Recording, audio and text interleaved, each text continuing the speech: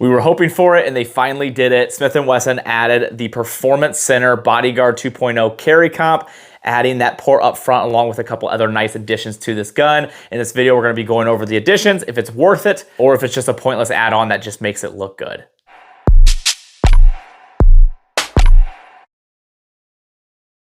Surprise, surprise, it's 2025 and a company that makes firearms ported one of their handguns. I think that tends to be the trend right now, that companies just port absolutely everything, which is a good thing. All jokes aside, it is a nice addition and it does give you more options, which I think is nice. You can still get the normal Bodyguard 2.0 if you want to with no ports and the simplisticness of it, or now you can go with the Performance Center with the nicer additions along with that port up front. So let's go over the additions, and really the big thing is what people are going to ask is it worth it? Does the port do enough? CZ just came out with their new ported version of the P10C. Video here if you guys are interested in seeing that. I did a lot of comparing between the old versus the new. Springfield's done the same thing. Smith & Wesson's done it as well here with the M&P 2.0. One of actually my favorite guns of last year that I ever tested. And I've seen there's a big difference usually, especially when we do the slow motion side-by-sides of these guns. One thing I will tell you though here with the 380 being a smaller caliber, less recoil, and it's a smaller port up front, it isn't as big of a difference as those other ones. Now you might be thinking, yeah, that makes sense. You know, it's a smaller port, a smaller gun, smaller caliber, so it only makes sense it's a little less, but does it still help? And the answer is yes, it still helps you with a little bit of that snappiness. It allows it not to try to rock out of your hand nearly as much. It's the downside with small guns like this. They're really hard to fit in your hand, especially if you have bigger hands. Trying to get that thing really in there and be able to keep it from every time you shoot, losing your grip, can be difficult with these smaller guns. A lot of you know what I'm talking about, but with that port up front, it just takes off a little of that snappiness, allowing you to be able to get back on target and not have to overcompensate as much, allowing you to shoot quicker follow-up shots. This allows you to see a good visual of what it looks like side by side. Obviously, there's nothing scientific about it. I can't make this perfect. There are different variables, obviously, when doing these videos, but I try to make it as unbiased as possible to be able to show you guys the difference between these two. So now that you've seen the side-by-side video, you can make the decision on your own. It's not as big of a difference as a lot of the other compensated guns that I've tested. And that is where I think some people might be surprised, but it's really gonna be coming down to the point where you go out and shoot these. You get to shoot them side by side. That's where you're really gonna feel that difference with the port compared to the stock. So before we get any further in this video, let's go over my relationship with Smith & Wesson. They did send me this gun. I did not spend my own money on it. They sent it to me pre-release, which is always nice to be able to help me get rounds through it before the release date so I can give you guys my opinion early. Real quick, let's go over a couple brands that make it possible to do what we do here. That is Stopbox and Neomag. Stopbox is this device here that allows you to put your tools and anything in this that you want to be stored away and kept out of the reach from little hands or anyone else that you don't want to touch them. Use the combination to open it up, then you have access to whatever you need, and then you can put it back away and know it is safe and sound. Firearm safety is so important to me. That is why I absolutely love and recommend the Stopbox. Then the Neomag, this is actually the Gen 2. So this is for pocket carry. You're able to clip it on there just like that, and then you have easy access to an extra magazine. You've probably seen videos of me reloading from my pocket. This is the system that I always use. All you do is grab, slides right out, and you have access to another full magazine, which I think is important for a lot of you depending on how you carry and what you carry. I really appreciate these guys and the support they show me. I would love it if you guys would show them some love. Let's get right back into the video. So we spent a lot of time talking about the port. Let's talk about the other things that are different between these two.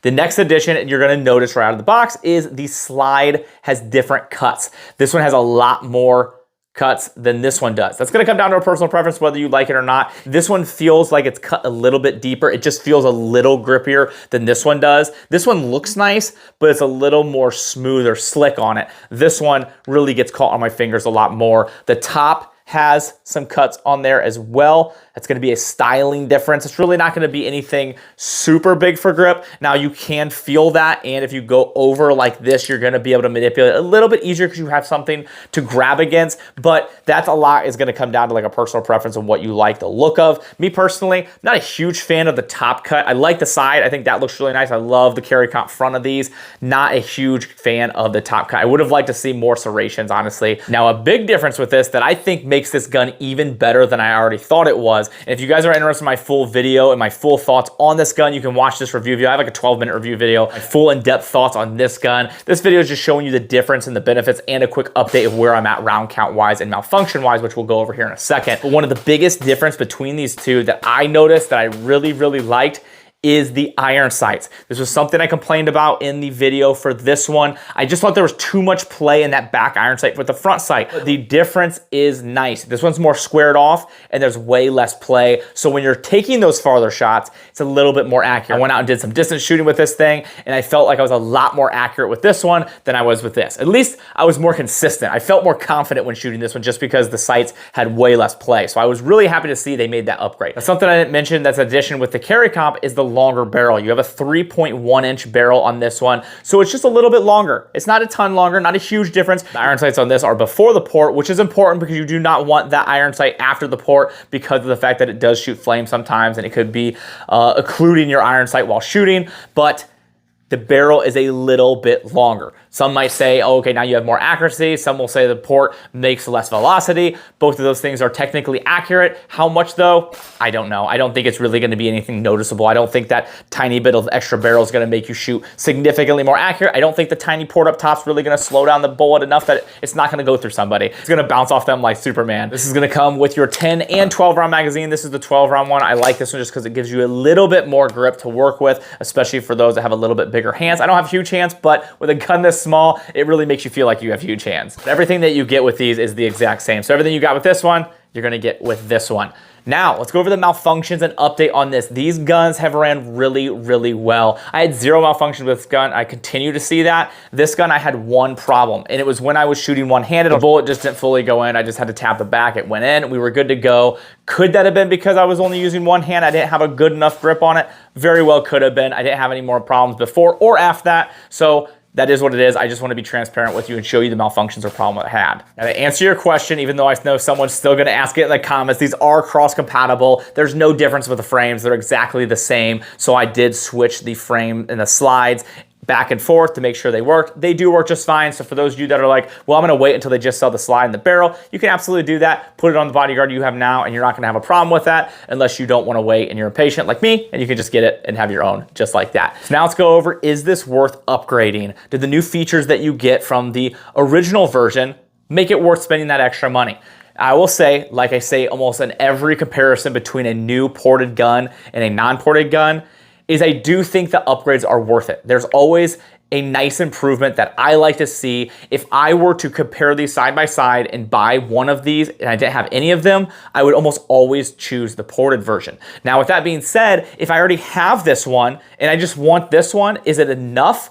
It's really gonna come down to a personal preference. I would always go out, shoot these together. I do think with the sights alone and that port, little added length, some nice texturing, this does give you some nice benefits to be able to spend the money to upgrade if you want to. But if you're really happy with this and you shoot just fine with it, there's really no reason to upgrade unless you really find all the new things that are on this one really, really important. So that's gonna come down to a personal preference, but if you're choosing which one's the best one, I would absolutely say the new Performance Center is. If you guys didn't watch my original video, I highly recommend checking that out because that is a very detailed look of this gun and what I think of exactly this gun because they're basically the same thing.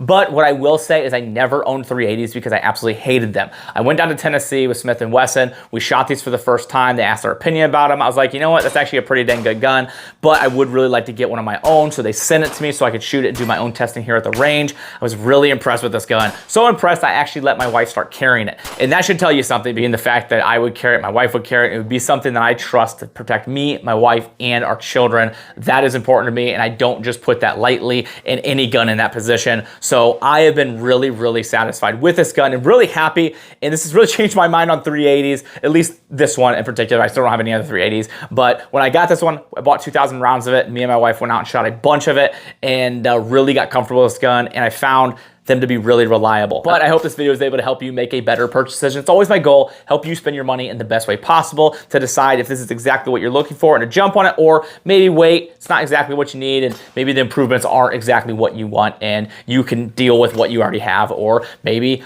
wait till they have some extra parts come out and you can put it on this one. Completely up to you guys. I appreciate you all. I hope this was helpful. If you guys want to help out the channel, the things I do here, there's a couple ways to do that down in the description. Go to my website. There's a lot of things there that you guys are really going to like, along with I'm starting some subscriber stuff for email. So if you want to put your email in there, we're going to be putting out some awesome blasts here really soon. I got a lot of plans for that as well. Check out Howitzer Clothing. They donate 5% of proceeds to charity. I love that they have a Tactical Advisor shirt as well, which is really cool. I always like to finish on a Bible verse. I find it incredibly important. We're in Isaiah. This is 41:10. So do not fear, for I am with you. And that is incredibly simple, but right to the point, and absolutely something we always need to remember. God is with us. He wants to build a relationship with you. I would love to help you. If you guys have any questions, please ask me. I would love to give you some resources to be able to search and study and be in the Bible, be in the Word,